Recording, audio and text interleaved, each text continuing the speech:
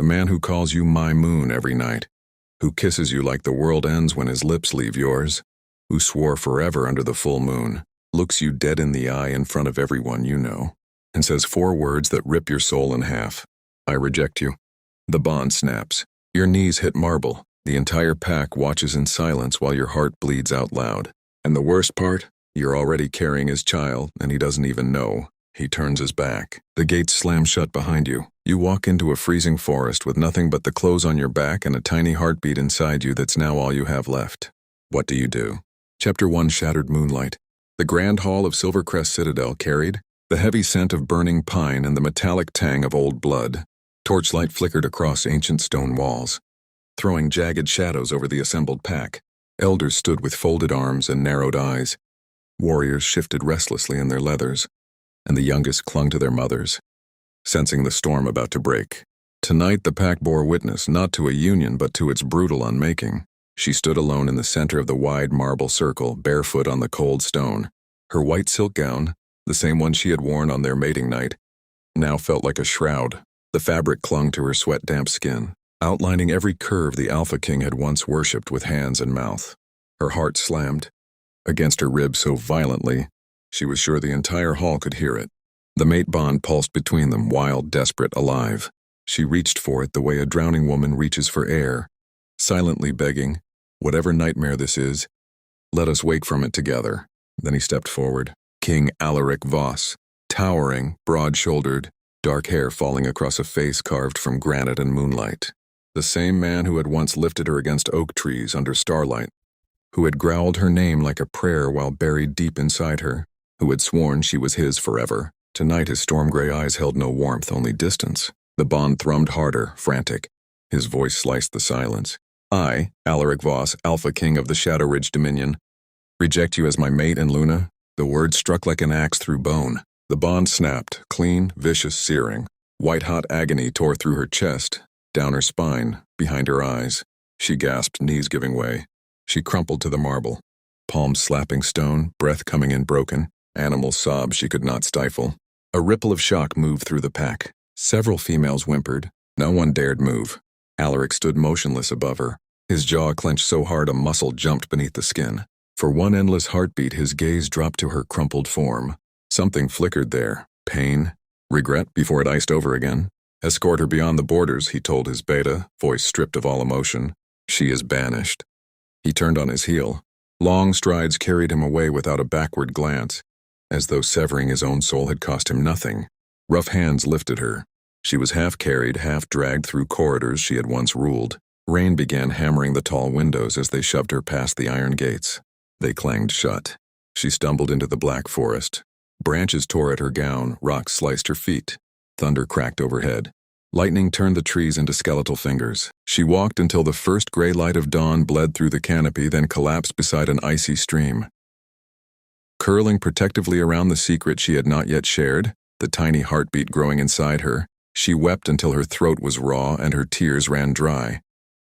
She had been 3 weeks pregnant. Their child. The living proof of every whispered promise, every fevered night tangled in furs. Now it was all she had left. Survival became a slow, brutal rhythm. She found refuge in a shallow cave high in the crags, far from pack scent. She learned to set snares with shaking fingers, to recognize which bitter roots eased the relentless nausea. Winter came hard. She gave birth alone on a bed of pine needles and old cloaks, biting down on leather to muffle her screams so no rogue would hear. Hours of fire and blood, and then a cry, fierce, alive. A son, dark hair like his father's, storm-gray eyes. But when his tiny fist closed around her finger, it felt like a vow. "I am yours. You are mine. We are enough." She named him Rowan. The years reshaped her. The cave became a home. Woven branch walls, a hearth that glowed through the longest nights. She taught Rowan to read the wind, to shift without panic, to heal with herbs and steady hands. He grew into a boy who laughed easily, who tracked deer like he was born to it, who looked more like Alaric every season and yet carried her quiet strength in his spine. But the questions came. "Where is my father, Mama?" She always answered with the same gentle smile, even as it carved fresh grooves in her heart. "He's far away, ruling a big kingdom." One day you'll understand, little wolf. She never spoke the word rejected. Some truths were too heavy for young shoulders. By Rowan's 13th winter, she was no longer the girl who had fled bleeding and broken. Her body was corded muscle beneath moon-pale skin, scars mapping her arms and ribs like silver constellations, badges of battles against starvation, against rogues, against despair. Word drifted through the wild lands. A lone Luna dwelt in the high passes. She healed the wounded, sheltered the lost, turned away no one. She wore no crown, needed none. Her scars were proof enough of sovereignty. One crisp autumn evening, as the ridge burned orange with sunset, Rowan burst through the cave mouth, cheeks flushed. "Mama, there's a man at the bottom of the trail, big. Smells like rain and smoke and something old." Her pulse lurched. She stepped outside. Wind tore at her hair. Far below, a solitary figure stood in the thickening dusk, broad shoulders beneath a sodden cloak. Rain began sheeting down in heavy curtains. He lifted his head. Even across the distance, she knew him. Alaric. He looked carved hollow, cheekbones sharper, eyes shadowed, the once unbreakable king carrying ruin in the weary set of his frame. He began to climb, each step deliberate. Rain plastered his dark hair to his skull, ran in rivers down the plains of his face. When he reached the narrow ledge outside the cave, he stopped. Then the Alpha King, the man who had once commanded legions and shattered her world, dropped to his knees in the mud. His shoulders shook. He lifted his gaze to hers. Rain streaked his face, mingling with what could only be tears. His voice broke on the first syllable. "Please." Rowan appeared silently at her side, eyes wide, staring at the stranger who wore his own features like a mirror. Alaric's stare moved to the boy first, hungry, aching, then returned to her. "I was wrong," he rasped, voice cracking open. "Gods help me, I was so fucking wrong." Thunder rolled above them. She stood motionless, heart a riot of old wounds and buried embers. The faint, scarred remnant of their bond stirred, quiet, hesitant but undeniable. She said nothing. Not yet, but the storm inside her answered for her. Pain, fury, longing, and something softer, more dangerous. Chapter 2. Ghosts in the Rain. The rain fell harder now, a silver curtain that blurred the edges of the world. Thunder growled low in the distance. But the real storm stood right in front of her, kneeling, soaked, broken. Alaric didn't move from his knees. Mud crept up the fabric of his trousers, darkening the once pristine black leather. Water streamed from his hair, tracing cold paths down the sharp line of his jaw, dripping from the end of his nose. He looked smaller than she remembered. Not diminished in size, never that, but hollowed, like something vital had been carved out of him and left to rot. Rowan pressed closer to her side. His small hand found hers and squeezed. She felt the tremor in his fingers, the quick rabbit beat of his pulse. He stared at the man in the mud with wide, storm-gray eyes that were suddenly too old for 13. Alaric's gaze lifted again, first to the boy, aching, ravenous, then back to her. His lips parted, but no sound came. Only the rain answered, drumming against stone and skin. She felt the old bond flicker again, faint as a dying ember under ash. It hurt to feel it at all. Finally she spoke, voice low and steady despite the way her chest ached. "Get up." He obeyed slowly as though his body had forgotten how. When he stood, he was still a head taller than her, still broad enough to block the wind. But the power that once radiated from him like heat from coals was gone, replaced by something quieter, something desperate. Rowan's grip tightened. "Mama!" She squeezed back once, "I'm here," then released his hand and took one deliberate step forward, close enough that she could smell him through the rain. Wet leather, pine smoke, and the sharp, familiar bite of his natural scent. The same scent that used to make her knees weak. The same scent that still did, God's damn her. "You don't get to stand on my doorstep and bleed apologies," she said. Each word came out measured, carved. Not after all this time. Alaric swallowed. "I know." "Do you?" She tilted her head, studying him the way she studied wounded animals. Wary, assessing. "Do you know what it cost me to walk away from that hall with your child growing inside me? Do you know what it cost me to birth him alone in a cave while the snow tried to bury us both?" His face crumpled for a single heartbeat before he locked it down again. But she saw it, that fracture. "I didn't know," he said hoarsely. "About the child. I swear on the moon I didn't know. And if you had?" She stepped closer still, close enough that she could see the individual drops clinging to his lashes. "Would it have changed anything?" Or would you still have sent me away for your precious alliances? Silence stretched, taut and painful. His voice when it came was barely above a whisper. I thought I was protecting the pack, protecting you from what I believed would destroy us both. I was wrong. Every day since has proven how catastrophically wrong. She laughed once, short, bitter. Pretty words, they don't warm a child at night. Rowan made a small sound behind her. Alaric's eyes flicked to him again, raw hunger flashing before he forced them back to her. Let me see him, please. Just let me look. She studied his face for a long moment. Then she stepped aside. Rowan hesitated, glancing up at her. She gave the smallest nod. The boy moved forward slowly, boots scuffing wet stone. He stopped an arm's length away from Alaric. They stared at each other, mirror and original. Same dark hair plastered by rain. Same sharp jaw already hinting at the man he would become. Same storm-gray eyes, though Rowan's still held the openness of youth while Alaric's were shadowed with a decade of regret. Alaric's throat worked. You look like her, he said softly, around the eyes, and the smile. I remember her smile. Rowan's chin lifted. She says you're busy ruling a kingdom. Alaric flinched as though struck. I was. I thought it mattered more than anything. His gaze lifted to her again. It didn't. Thunder cracked closer now, the rain turned vicious. She exhaled through her nose. You'll catch your death standing here like a fool. Come inside, dry off. Then you can tell me why the mighty Alpha King is on his knees in my dirt. Alaric didn't argue. He followed her into the cave like a man walking to judgment. The interior was warm from the banked hearth. Rowan darted ahead to toss fresh wood on the fire. Flames leaped up, throwing gold across the rough stone walls, the woven rugs, the low table she had carved herself. Simple. Hers. Nothing like the grandeur of Silvercrest. She pointed to the stool nearest the fire. Sit. He did. Water pooled around his boots. He stripped off the sodden cloak and draped it over the back of another chair. Beneath it, his dark tunic clung to every ridge of muscle, translucent with rain. She hated how her gaze lingered, hated the way memory surged. Those same shoulders pinning her to silk sheets, that same chest heaving against hers as he moved inside her, growling her name like a claim. She turned away sharply, busying herself with the kettle. Alaric spoke quietly to Rowan. What's your name, son? Rowan. A pause. Strong name. Suits you. Rowan shrugged, trying for nonchalance and failing. Mama picked it. Of course she did. Alaric's voice cracked on the last word. She set 3 mugs of hot herbal tea on the table, chamomile and valerian, good for frayed nerves. She didn't look at him as she handed him one. He wrapped both hands around it like it was salvation. My kingdom is collapsing, he said without preamble.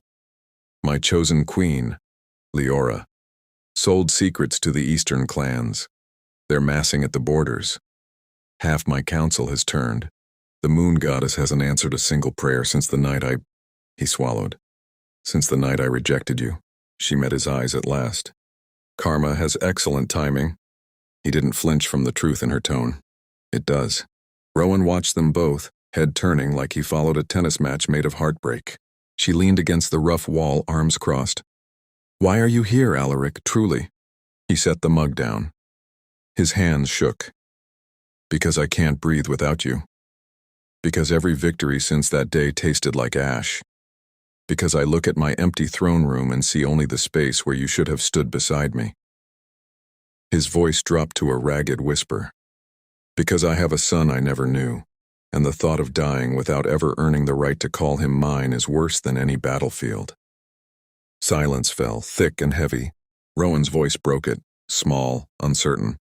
Are you my dad? Alaric looked to her, not demanding, asking.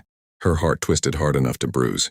She opened her mouth to answer and the words stuck. Outside, lightning flashed white. Thunder followed so close the cave seemed to shudder. And in that suspended heartbeat she realized the storm had only just begun. Chapter 3, The First Truth.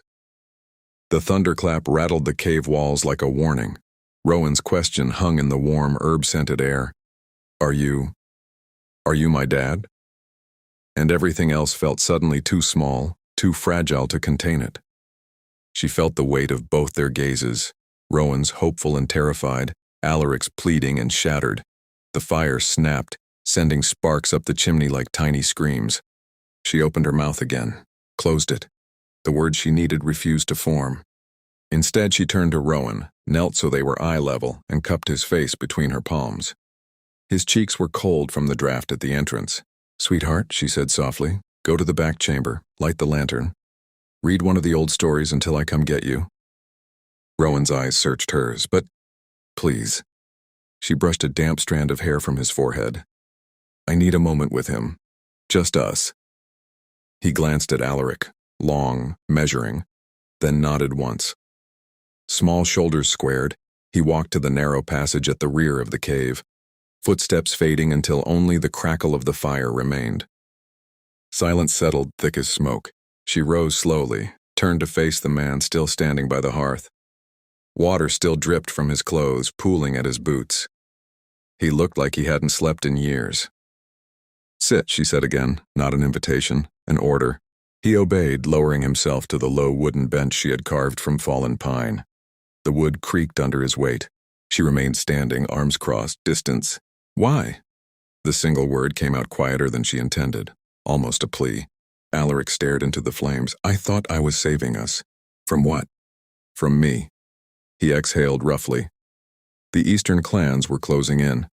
They'd already poisoned 2 of my council members. Rumors spread that my judgment was clouded because of the mate bond, that I was too distracted, too soft. They said a Luna without noble blood would make us look weak, that the pack would fracture if I didn't secure a political alliance through marriage." She laughed, cold, disbelieving. "So you chose politics over your mate, over your soul. I thought if I severed the bond cleanly, the pain would pass. That you'd find someone safer. That I could protect the Dominion long enough to stabilize it, then come for you." His voice cracked. "I told myself it was temporary. Noble. I was a fool." "You were cruel." He flinched. "Yes." She took a step closer. "You stood there and watched me fall to my knees in front of everyone we knew. You let them drag me away like I was nothing. Do you have any idea what that does to a person? To feel your own heart ripped out while the man who promised forever looks on like it's paperwork?" Alaric's head bowed. "Every night, every God's damned night." She kept going, the dam finally breaking. "I walked for days, bleeding, starving. Terrified the pup inside me wouldn't survive the cold. I gave birth alone, Alaric. Alone. With no healer, no pack, no one to hold my hand while I screamed. And every time Rowan asked for you, I had to lie with a smile because the truth would have broken him the way you broke me." Tears burned behind her eyes. She refused to let them fall. Alaric rose, slowly, carefully, like he feared startling a wounded animal. He crossed the space between them in 2 strides and stopped just short of touching her. "I hate myself," he whispered. "More than you ever could. I see it every time I close my eyes.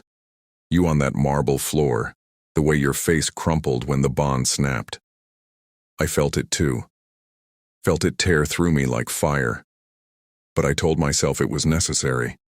That the greater good demanded sacrifice." His voice dropped to raw gravel. "There is no greater good without you." She stared up at him. So close now she could see the faint tremor in his lower lip, the way his pupils had blown wide despite the firelight. The scent of him, rain, smoke, regret, flooded her senses. The bond, faint as it was, pulsed once, hard, like a second heartbeat between them.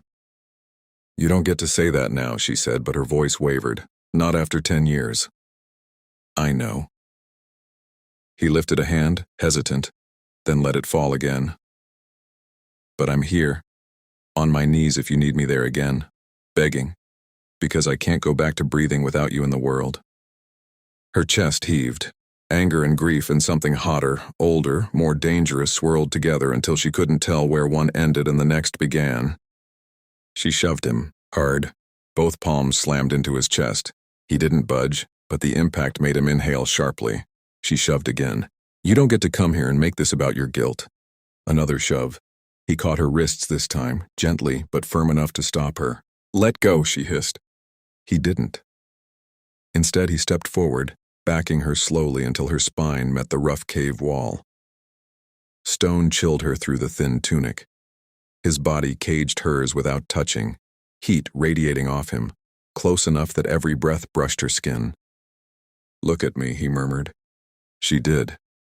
Against her will. Those storm-gray eyes were molten now, pupils dark, the gold flecks she used to love catching firelight. "I was wrong," he said, voice low and rough. "I was arrogant, blind, terrified of losing control. I chose power over love, and I lost everything that mattered." His thumbs traced tiny circles over the inside of her wrists, barely there, but enough to send sparks racing up her arms. "I'm not asking for forgiveness tonight. I'm asking for a chance to prove I'd rather die than hurt you again." Her breath hitched. The bond flared brighter, painful, hungry. She could feel his heartbeat through their joined hands. Fast, unsteady, matching hers. His forehead dropped slowly to rest against hers, eyes closed, breathing ragged. "I still feel you," he whispered. "Everywhere. Like a ghost in my blood. Tell me you don't feel it too." She wanted to lie, wanted to say no, to shove him away again, to protect the life she'd built. But the truth clawed its way out. "I feel it," she breathed. "And I hate that I do."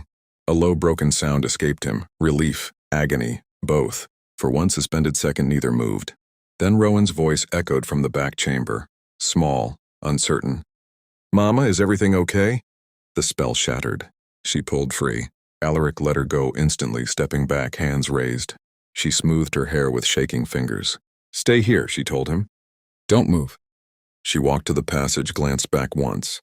Alaric stood exactly where she'd left him, chest rising and falling hard, eyes locked on her like she was the only light left in his world.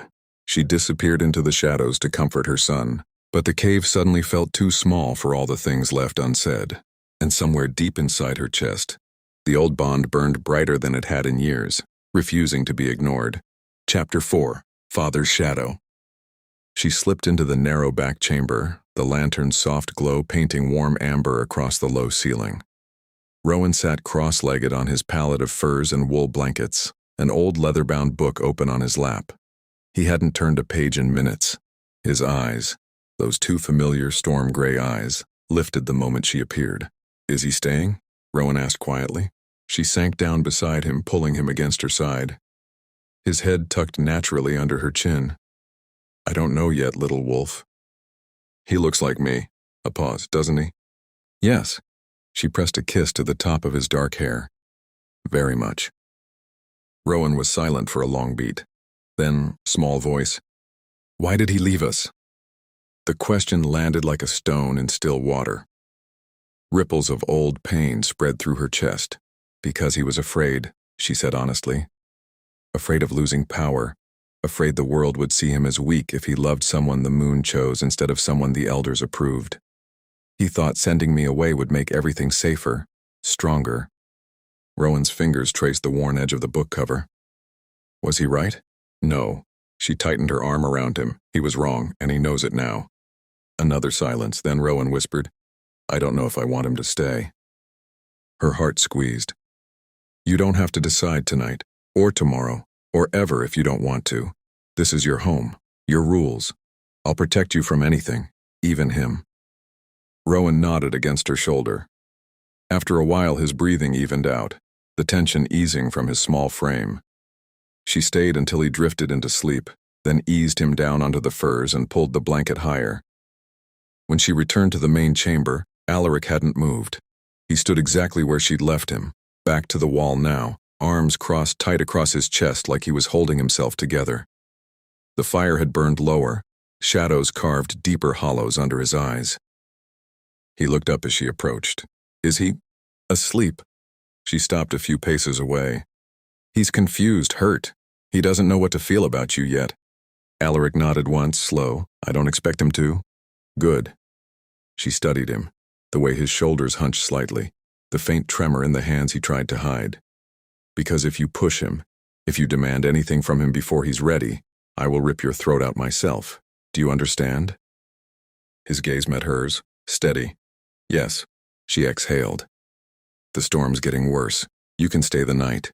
On the floor by the hearth, that's all." Thank you. She turned to gather spare blankets from the storage alcove. When she straightened, he was closer, close enough that she felt the heat rolling off him again. I'll take first watch, he said quietly, in case the weather brings trouble. Rogues sometimes use storms to mask their scent. She almost laughed. I've survived worse storms than this without you. I know. His voice dropped. But I'm here now. Let me do something useful, please. She searched his face, found only sincerity and exhaustion so deep it made her own bones ache in sympathy. Fine, she said. But if you so much as breathe wrong near him, I won't. She handed him the blankets. Their fingers brushed. A spark raced up her arm. Sharp, electric, familiar. She pulled back too fast. He noticed, of course he did. She retreated to her own pallet near the back wall, far enough to keep distance, close enough to hear if Rowan stirred. She lay on her side, facing the fire, watching Alaric settle onto the hard stone with nothing but the thin wool between him and cold rock. He didn't complain, didn't ask for more. The rain hammered the cave mouth like fists. Wind howled through the crags. She didn't sleep. Neither did he. Hours passed in restless silence. Then, a distant howl. Not the wild, lonely cry of a lone wolf. Something sharper, coordinated. Alaric sat up instantly. Rogues. She was already on her feet, reaching for the long dagger she kept beside her pallet. 3, maybe 4, coming up the eastern ridge. He rose beside her, silent, fluid, every inch the warrior king again. They've scented me. My bloodline carries strong. They'll want the bounty on an exiled alpha. She shot him a look. You're not exiled. Not yet. A ghost of his old wry smile. Give it time. Another howl, closer. Rowan stirred, mumbling in his sleep. She moved to the cave mouth first. Alaric a shadow at her shoulder. Outside, the storm had eased to a steady downpour, but visibility was still poor. Shapes moved in the gray, low, slinking, eyes catching torchlight like embers. 4, she murmured. 2 shifted, 2 still human, armed. Alaric's hand brushed her lower back, just a touch, steadying. I'll take the left flank. You, no. She turned, meeting his eyes. We do this together. For him. She jerked her chin toward the sleeping boy. Not for old times. Not for you. For Rowan. Alaric's throat worked. Together. They stepped into the rain. The fight was fast and brutal. The first rogue lunged, half-shifted, claws extended. Alaric met him midair, slamming him into the rock face with bone-crunching force. She darted past, meeting the second with her dagger, slash, twist blood-hot on her hands. A third came at her from the side. She spun, kicked his knee out, drove her blade into his shoulder. He howled. Alaric finished his opponent with a savage twist of the neck, then pivoted to help her. Their movements synced without thought, old muscle memory. The way they'd once fought side by side, on borders long before rejection tore them apart. The last rogue broke and ran. Silence fell, broken only by the rain and their harsh breathing. She wiped blood from her cheek with the back of her hand, looked at him. He was staring at her, rain streaming down his face, chest heaving, eyes blazing with something fierce and reverent. You still fight like moonlight, he said hoarsely. Beautiful, deadly. She felt the compliment land somewhere soft and unguarded inside her chest. Then Rowan's voice, small, frightened, from the cave mouth. Mama? She turned. Her son stood there, wide-eyed, clutching a blanket around his shoulders. Alaric moved first, slow, careful, dropping to one knee in the mud so he wouldn't tower over the boy. Rowan looked between them. You fought them, together. Yes, she said softly, walking to him. She knelt too, pulling him into her arms. We kept you safe. Rowan's gaze fixed on Alaric. You didn't run. Alaric shook his head. Never again. Rowan hesitated, then took one small step forward, another. Alaric stayed perfectly still. Rowan reached out, tentative, and touched the edge of Alaric's soaked sleeve. You're really wet. A broken laugh escaped Alaric. Yeah, I am. Rowan looked up at her, searching. She gave the tiniest nod. He stepped closer still. Alaric opened his arms slowly. Rowan didn't hug him, not yet. But he let Alaric pull the blanket around his shoulders too, sheltering him from the rain. In that small circle of warmth, 3 of them, rain falling around them like a veil, she felt something shift. Not forgiveness, not yet, but possibility. And then from the darkness beyond the ridge, another howl answered, distant, but unmistakable. More were coming. Chapter 5. blood and forgiveness. The distant howl lingered in the wet air like a promise of worse to come. Rowan's small hand tightened in the blanket Alaric had draped around him. Knuckles pale, the boy looked from one parent to the other, rain dripping from his lashes, eyes huge with the sudden understanding that safety wasn't guaranteed, even here. She pulled Rowan closer, shielding him with her body. Back inside, now. Alaric was already moving, scooping the boy up in one fluid motion, blanket and all, and carrying him toward the cave mouth. Rowan didn't protest. He buried his face against the crook of Alaric's shoulder, small fists clutching wet fabric. The sight hit her like a fist to the sternum. Her son in the arms of the man who had once thrown them both away. She followed, dagger still in hand, blood mixing with rainwater on the blade. Inside, Alaric set Rowan down gently near the hearth and crouched to his level. Stay here. Keep the fire high. Don't come out until one of us says it's safe. Rowan nodded, teeth chattering. Don't get hurt. Alaric's hand hovered near the boy's cheek, hesitant, then settled on his shoulder instead. A single firm squeeze. We won't. She met Alaric's eyes over Rowan's head. No words. Just the silent agreement that had once been second nature between them.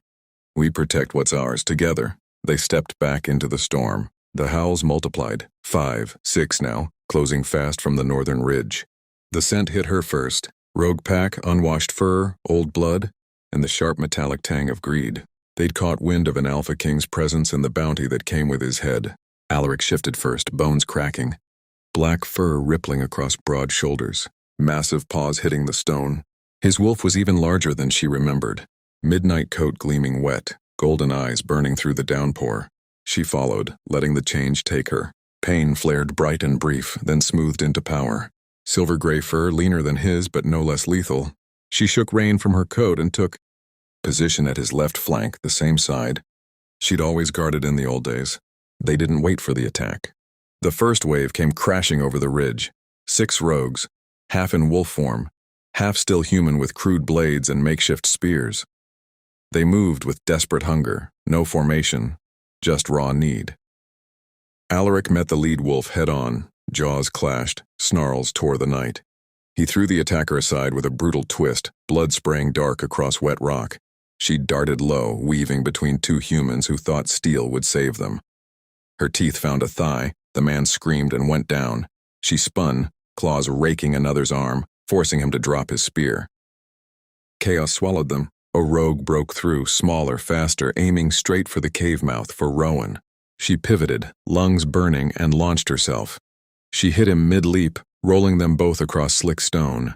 Teeth snapped inches from her throat. She twisted, got her jaws around his neck and clamped down.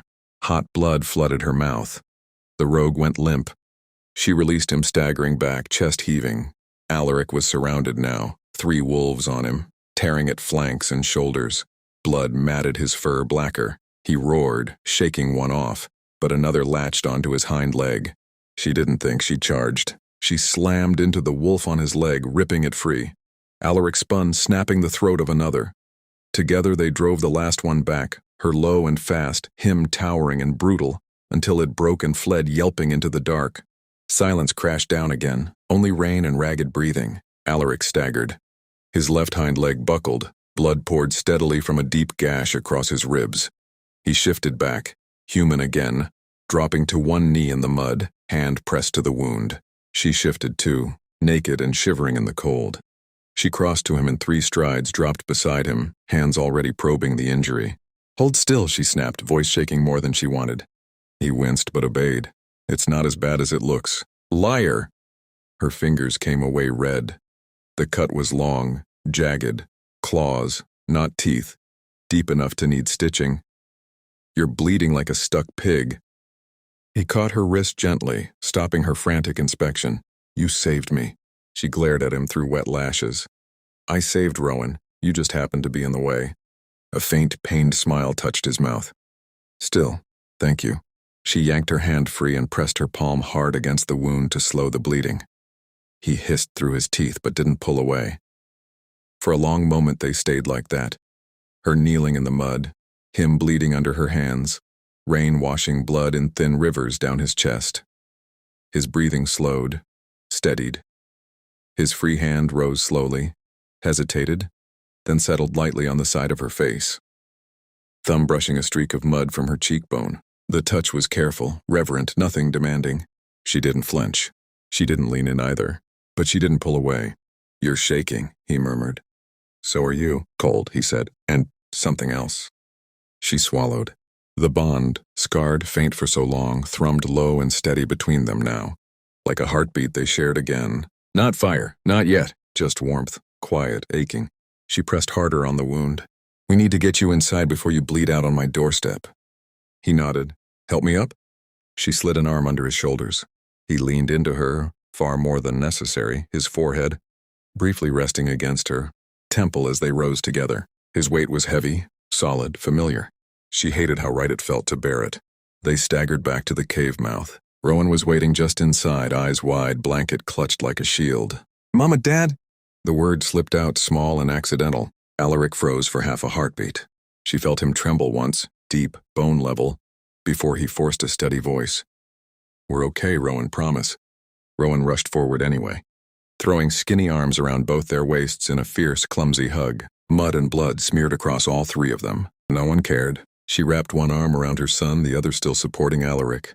For the first time in 10 years, the three of them stood in the same small circle of warmth. Not whole, not healed, but breathing the same air. Rowan pulled back first, looking up at Alaric. "You're hurt." "Just a scratch," Alaric said, voice rough with emotion he couldn't hide. "Your mother fixed worse when I was young and stupid." Rowan's gaze swung to her, searching, hopeful. She met it, then looked at Alaric. The bond pulsed again, soft, insistent, like moonlight on still water. She didn't speak the words, but she didn't push him away when he leaned a fraction closer, forehead brushing hers once more in silent gratitude. Outside, the rain began to ease. Inside, something old and broken started, very quietly to mend. Chapter 6, The King's Plea. The rain had finally gentled to a soft patter against the stone outside. But inside the cave, the air felt thick, charged, as though the storm had simply moved indoors. Rowan clung between them for another long heartbeat, small arms, locked around both waists before he pulled back, wiping his nose on the back of his hand. His eyes were red-rimmed, but the fear in them had dulled to something quieter. Wonder, maybe. Or the first fragile thread of trust. "I'm going to make tea," he announced suddenly, voice wobbly but determined. "For everyone. Mama always says tea fixes things." He didn't wait for permission. He darted to the hearth, busying himself with the kettle and the small tin of dried leaves she kept on the high shelf. The simple, ordinary task seemed to anchor him. She and Alaric remained kneeling in the mud-tracked entrance, close enough that their shoulders nearly brushed. Neither moved to stand. Neither spoke. His hand, the one not pressed to the slowing, bleed on his ribs, rested open on his thigh, palm up, an unconscious invitation. She stared at it for several seconds. Then slowly, she placed her own hand in his. No squeeze, no intertwining fingers, just palm against palm. Skin still cold from rain and blood, but warm where they touched. The bond answered, low, steady thrum, like distant thunder that had finally found its echo. Alaric's breath caught. He didn't look at her. He looked at their joined hands as though they might vanish if he blinked. Rowan returned with 3 steaming mugs, balanced precariously on a wooden tray she'd once carved for him. He set it down between them with exaggerated care. "Chamomile," he said proudly. "The kind that makes you sleepy but not too sleepy." She smiled, small, real, and took her mug. Alaric accepted his with murmured thanks, voice rough from pain and something deeper. They drank in silence while Rowan curled against her side, watching Alaric with cautious curiosity. When the mugs were half empty, Alaric spoke, quiet, careful. "I can't stay here forever pretending the world outside doesn't exist." She felt her spine stiffen. "Then don't." He turned to face her fully. The firelight caught the gold flecks in his eyes, turning them molten. "My kingdom is tearing itself apart.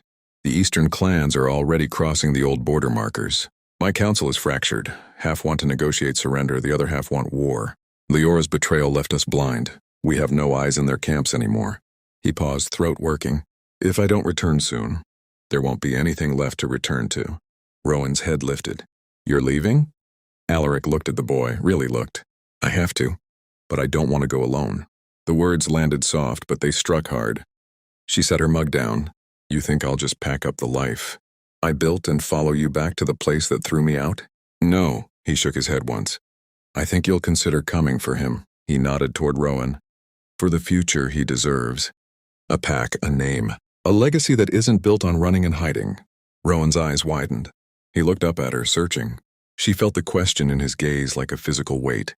She rose, slowly, deliberately, and walked to the cave mouth. Rain misted her face. She stared out at the dark ridge, the faint silver line of moonlight breaking through thinning clouds. Behind her, Alaric spoke to Rowan in low tones, nothing demanding, just stories. How he used to climb the same crags as a boy. How the moon looked bigger from the high tower of Silvercrest. Safe things, neutral things. She listened anyway. When she turned back, Alaric was watching her. Not pleading, waiting. She crossed the space between them, again, and sank down so she was level with both of them. I didn't raise him to be a prince, she said quietly. I raised him to be kind, strong, honest. I taught him that a name doesn't make you powerful, actions do. Alaric nodded. I know. But he also deserves to know where he comes from. The good parts, the bad parts, all of it. She met Alaric's eyes. And he deserves more than one parent who would die for him. Rowan made a small, choked sound. She reached out and cupped the back of her son's neck. Gentle, grounding. If we go, she said, it's not because you asked. It's because I choose it for him. And if anyone in that citadel so much as looks at my son wrong, or at me, I will burn the place. Down myself. Alaric exhaled like a man who'd been holding his breath for years. I would expect nothing less.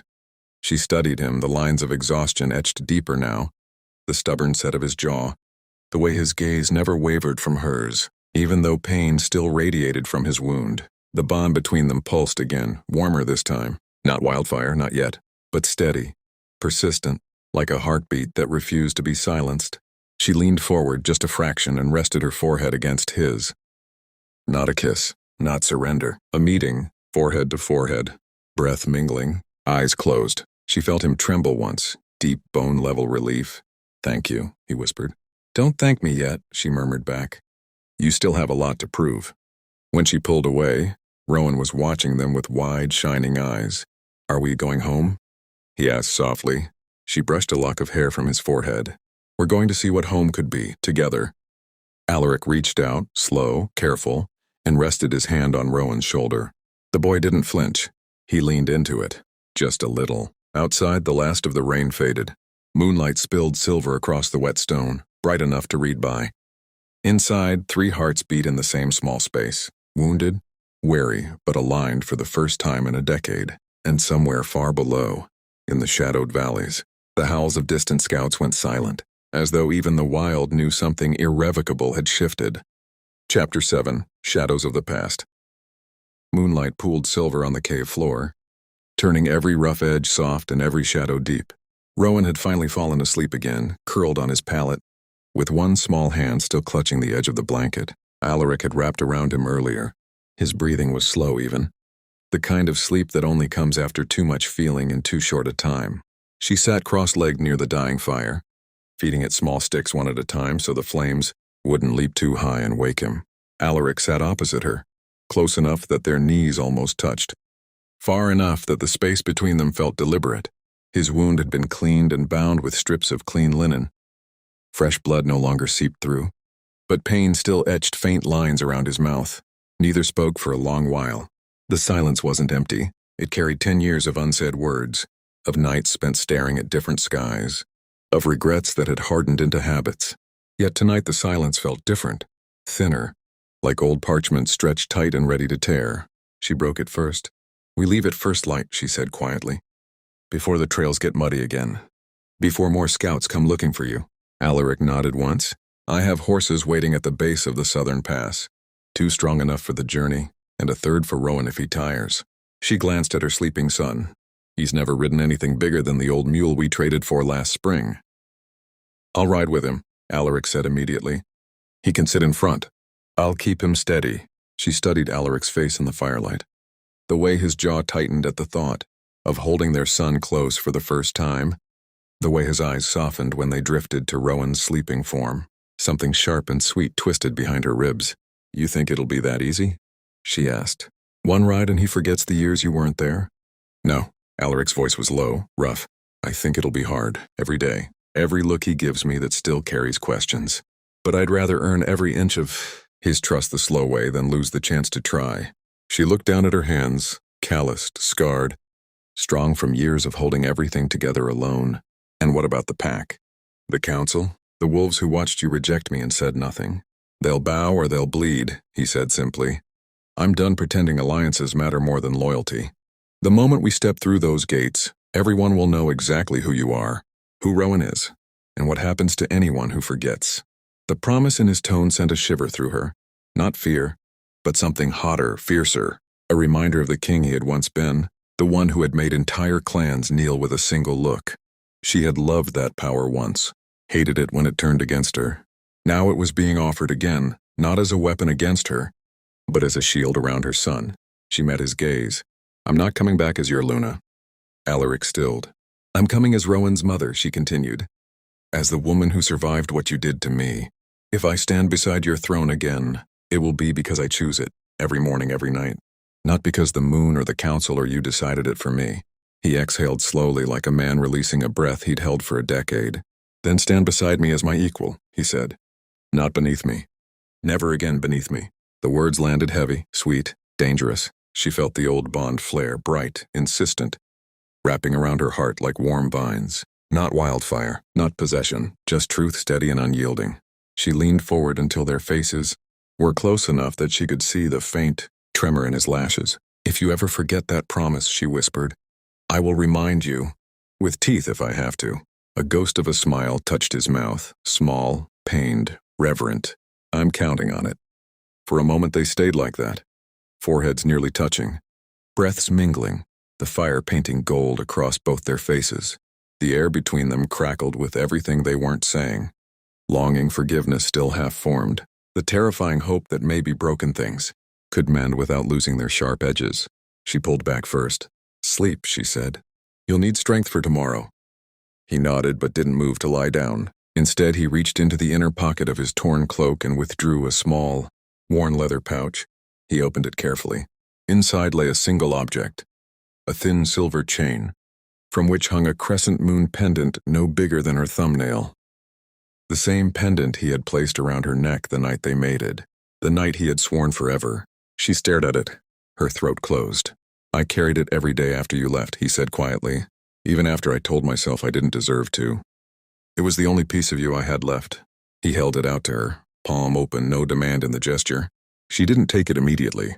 Instead, she reached out and closed his fingers around the pendant, trapping it between them. Keep it, she said. For now, give it back to me when you've earned the right to put it on me again. His hand tightened around hers, once hard like a vow sealed in silence. Then he released her. She rose, crossed to Rowan, and lay down beside her son, pulling him close. Alaric settled on the far side of the hearth, close enough to guard them both, far enough to give her the space she still needed. Moonlight slipped through the cave mouth and fell across all three of them like a shared blanket. She didn't sleep right away. Neither did he. She could feel his gaze on her in the dark, steady, patient, burning with quiet promise. And for the first time in years, the weight on her chest felt lighter, not gone, but shared. Outside, the wind whispered through the crags, carrying the faint, distant sound of hoofbeats on the lower trail. Horses, their escort. Dawn was coming, and with it, the long road back to a life neither of them could have imagined 10 years ago. Chapter 8. The Rescue. Dawn broke cold and gray over the high crags. Thin mist clung to the pines like smoke from a dying fire. The three horses waited at the base of the southern trail, 2 sturdy bays and a smaller, gray gelding with calm eyes. Their breath steamed in the chill air. She mounted first, settling Rowan in front of her on the gray, his small back pressed against her chest. She wrapped one arm around him, reins in the other hand. Alaric took the lead bay, swinging up with a stiffness that betrayed the still healing wound in his side. He gave no sign of pain beyond the brief tightening of his jaw.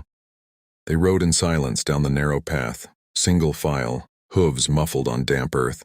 Rowan kept turning his head to look back at Alaric, then forward again, as though testing the reality of having a father riding behind them. Every glance carried questions he wasn't ready to voice. By mid-morning, the trail widened into open forest. Sunlight pierced the canopy in pale shafts. The air smelled of wet pine and new green. Then the wind shifted. She smelled it first, iron, sweat, fear. Rogue scent, but layered with something sharper. Purpose. Alaric's head snapped up at the same instant. His nostrils flared. Ambush, he said low. They've been waiting. Before she could answer, arrows hissed from the trees on both sides. One grazed her shoulder, hot sting, shallow cut. Another thudded into the gray's saddlebag inches from Rowan's leg. The gelding reared. She fought to keep him steady while shielding her son with her body. Alaric roared, a sound that shook the leaves, and kicked his bay into a gallop, charging the right flank. His sword was already in his hand, drawn from the scabbard strapped to his saddle. She wheeled the gray left away from the arrows, Rowan clinging to the mane with white knuckles. "Hold on!" she shouted over the sudden chaos. More rogues poured from the underbrush, 8, maybe 10, half in wolf form, half human with short blades and nets, not random bandits organized waiting. They knew who they were hunting. Alaric cut down the first 2 attackers in a blur of steel and fury. Blood sprayed across his chest. He fought like a storm, relentless, precise, but there were too many. And the wound in his side was already bleeding fresh through the bandage. A net sailed toward her and Rowan. She shifted mid-leap. Horse. Forgotten, wolf form tearing free in a surge of silver-gray fur. She caught the net in her jaws, shredded it, then launched herself at the thrower. Teeth met throat. Hot blood. The rogue dropped. Rowan screamed her name. She spun. 3 wolves had Alaric pinned against a fallen log. One had his jaws locked on Alaric's sword arm. Another raked claws down his already injured side. The third circled for the kill. She charged. The world narrowed to red and motion. She hit the circling wolf first, shoulder to shoulder, slamming him into a tree trunk with bone-cracking force. He yelped, staggered. She didn't wait. Leapt onto the one gripping Alaric's arm, tearing at its flank until it released him with a howl. Alaric surged up, free now, sword flashing. He drove it through the last wolf's chest. For a heartbeat, they stood back to back amid the fallen, panting, bloodied, surrounded by silence broken only by the drip of blood on leaves. Then she heard it. Rowan's voice, small, terrified from deeper in the trees. "Mama!" She whirled. The gray gelding was gone. So was her son. A fresh scent trail cut through the underbrush, Rowan's clean pine and honey, smell mixed with the sour fear of capture, and beneath it, the unmistakable stink of the Eastern Clan's mercenaries. They hadn't come for Alaric alone. They'd come for leverage. She shifted back, human again, naked and shaking with rage. Alaric was already beside her, stripping off his torn cloak and wrapping it around her shoulders without a word. "They took him," she said, voice flat, deadly calm. Inside she was screaming. Alaric's face had gone white beneath the blood and dirt. "I know." He reached for her hand, found it trembling, and closed, his fingers around hers, hard. "We get him back," he said, each word carved from stone. "We get our son back, and then we end this." She looked at him, really looked, saw the terror in his eyes mirroring her own, the guilt, the fury, the bone-deep determination. For the first time she saw him not as the king who had broken her, but as a father who would tear the world apart to protect what was his. The bond between them flared, bright, fierce, almost painful. Not gentle, not romantic, just raw shared purpose. 2 hearts beating in perfect, desperate rhythm for the same small life. She squeezed his hand once, hard enough to bruise. "Then we run," she said. They shifted together, black wolf and silver-gray noses to the trail, following the scent of their stolen son into the shadowed forest. Behind them, the bodies of the ambushers lay cooling. Ahead, the trail led downward, toward the old eastern borderlands, toward the clans who had waited years for this moment. She felt Alaric's presence at her flank, steady, unyielding. No words passed between them. None were needed. The only thing that mattered now was the small heartbeat. They both could still sense, faint, frightened but alive, pulling them forward like a lodestone. And the promise, unspoken but ironclad, that nothing, not kings, not clans, not old wounds, would stop them from bringing Rowan home. Chapter 9, Reckoning. The scent trail burned through the forest, like a brand, Rowan's clean sweetness, cut with terror, overlaid by the sour musk of Eastern mercenaries and the faint metallic bite of iron chains. She and Alaric ran shoulder to shoulder in wolf form, paws pounding damp earth, breath fogging the chill air. No words passed between them. None were needed. Every muscle, every heartbeat screamed the same vow. "We are coming." The trail descended sharply into a narrow gorge, rock walls rising sheer on both sides. The sky reduced to a gray ribbon overhead. The mercenaries had chosen the place well. Defensible, easy to spot pursuers, difficult to flank. They knew who hunted them.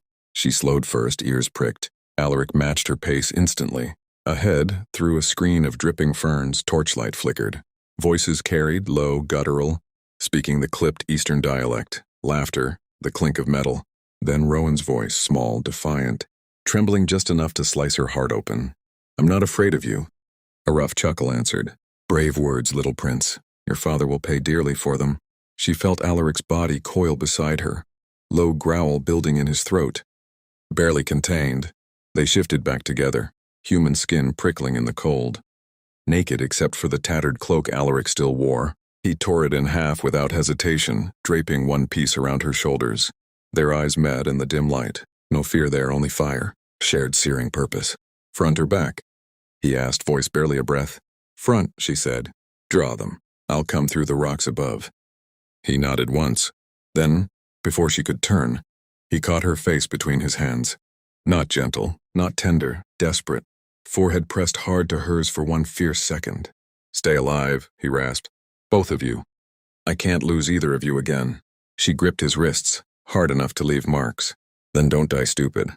A ghost of his old fierce smile flashed. Then he released her and stepped into the open gorge. The mercenaries spotted him immediately. "Alpha King!" one shouted. Right on time. Alaric walked forward slowly, hands empty, chin high, every inch the monarch even covered in blood and dirt. "You have my son," he said, voice carrying clear over the gorge. "Let him go. Take me instead." Laughter rippled through the group, 8 of them now visible, plus 2 more shadows higher on the ledges. Rowan sat bound against a boulder, wrists tied behind him. Small jaw set in the exact stubborn line she knew so well. His eyes found Alaric first, wide, shining with sudden hope, then darted upward, searching the rocks for her. The leader, a tall, scarred man with Eastern braids, stepped forward, sword already drawn. "Generous offer. But we've been paid to deliver the boy. Alive. The Queen wants leverage over the Dominion, not a corpse." Alaric's smile was cold. "Then you should have brought more men." He moved, fast, brutal. Sword taken from the nearest mercenary in a single twist. The man's throat opened before he could scream. Chaos erupted. She was already climbing, silent, sure-footed on the slick rock face she'd scaled 100 times hunting game. From above she saw everything. Alaric carving through the front line like a blade through silk, drawing them away from Rowan. Blood sprayed, shouts, steel ringing on steel. She reached the ledge directly above her son. 2 archers stood guard there, one knocking an arrow aimed at Alaric's back. She dropped like moonlight, silent, lethal. One archer's neck snapped under her arm. The other turned too late. Her dagger, retrieved from the ambush site, found his heart. Both fell without a sound. Below, Alaric was bleeding again. Fresh cut across his shoulder. Another along his thigh, but he hadn't slowed. He fought toward Rowan with single-minded fury, every swing clearing a path. She leapt from the ledge, landing light beside her son. "Mama!" Rowan's voice cracked. "Shh." She sliced through his ropes with one stroke, pulled him into her arms for one crushing heartbeat. "We're here. We're here." He buried his face against her neck, small body shaking. Alaric reached them then, covered in blood, chest heaving, eyes wild until they locked on Rowan safe in her arms. The leader of the mercenaries snarled, raising his sword for a final charge. Alaric stepped in front of them both, shield of flesh and bone. The blade came down. She moved faster. She shoved Alaric aside, took the strike meant for him across her forearm. Pain exploded white-hot. She didn't stop. She drove forward, dagger flashing, and buried it to the hilt in the leader's chest. He stared at her, shocked, then crumpled. Silence crashed down. Only ragged breathing, dripping blood. Rowan's small sobs against her shoulder. Alaric dropped to his knees beside them, reached for her wounded arm first. Then Rowan, then her face. His hands shook. "You're hurt," he said hoarsely. "So are you." She pressed her forehead to his, blood mingling, breath ragged. "But we're alive." Rowan's arms came around both their necks, pulling them into a tight, desperate knot of 3. "I thought," his voice broke, "I thought they'd take me away forever." "Never," Alaric whispered, voice cracking open. "Never again." She held them both, her son, her once mate, her family, while the gorge slowly filled with the gray light of morning.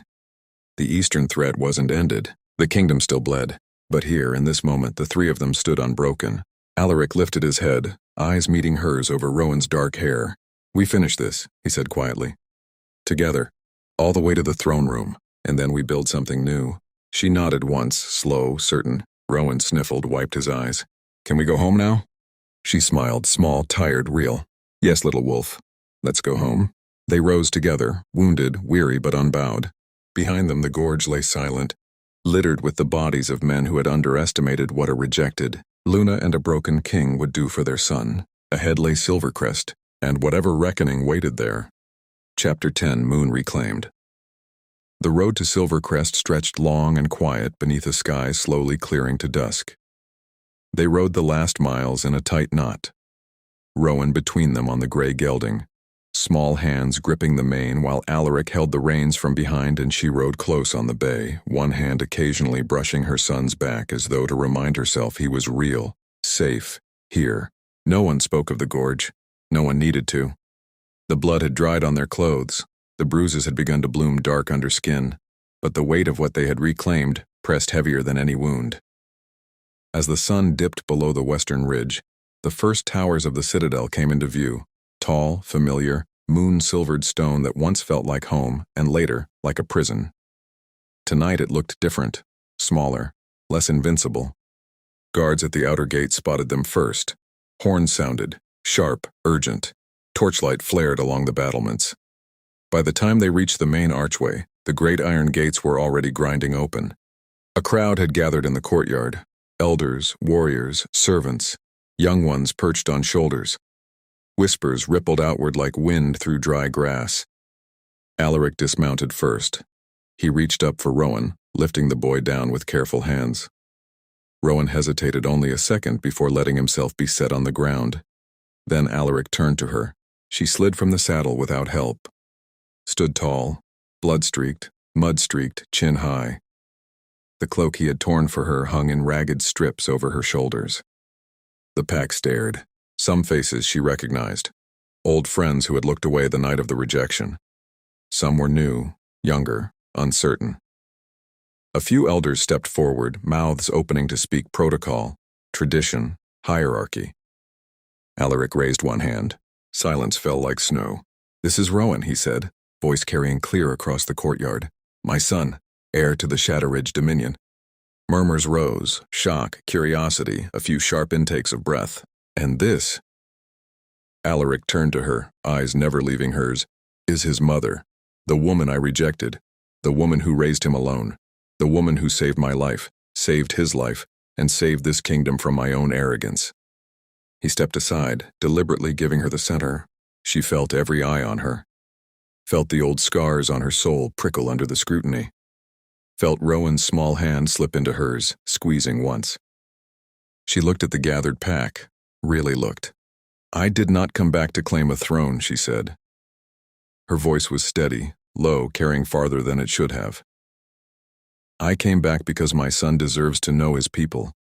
Because this pack deserves better than a king who would throw away his mate for politics. And because I am finished hiding what was done to me." A ripple moved through the crowd, some bowed heads, some widened eyes, some clenched fists. She continued, "If I stand here again, it is not as the Luna you once knew. It is as an equal, a partner, a mother, and anyone who cannot accept that." She let the silence stretch. "Let the weight settle. Can leave tonight." No one moved. Alaric stepped to her side, not in front, beside. He reached into the pouch at his belt, drew out the crescent moon pendant, still on its thin silver chain. He held it up so the torchlight caught it, turning it to liquid silver. Then he looked at her, not the pack, her. "I swore once to love you under this moon," he said quietly, but loud enough for every ear in the courtyard to hear. "I broke that vow. I broke you. I broke us." His voice cracked once, only once. "I will spend every day I have left earning the right to ask you to wear this again.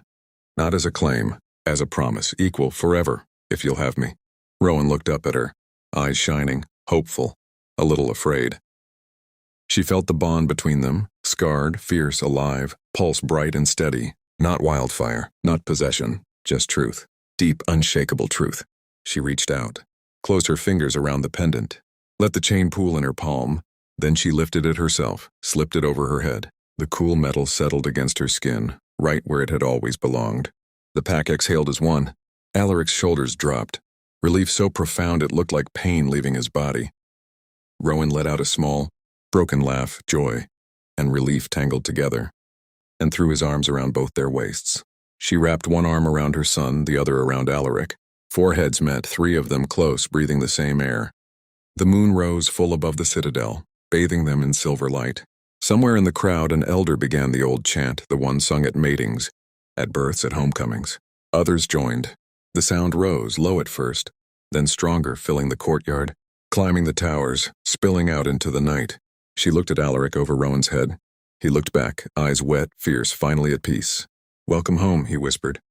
She smiled, small, tired, radiant. "Welcome home," she answered. And for the first time in 10 years, the three of them stood beneath the same moon, wounded, mended, whole. Not perfect, but theirs. If her pain made your chest tight, if her strength made you cheer inside, if that final moment under the full moon gave you chills, then don't stop now. Hit that like button if you believe she deserved to make him beg. Comment Team Luna if you'd forgive him, or make him crawl if you wouldn't. And subscribe plus turn on notifications, so you never miss when another rejected Luna rises, or when another king finally falls to his knees. Your next heartbreak to happily ever after is one tap away. Let's go.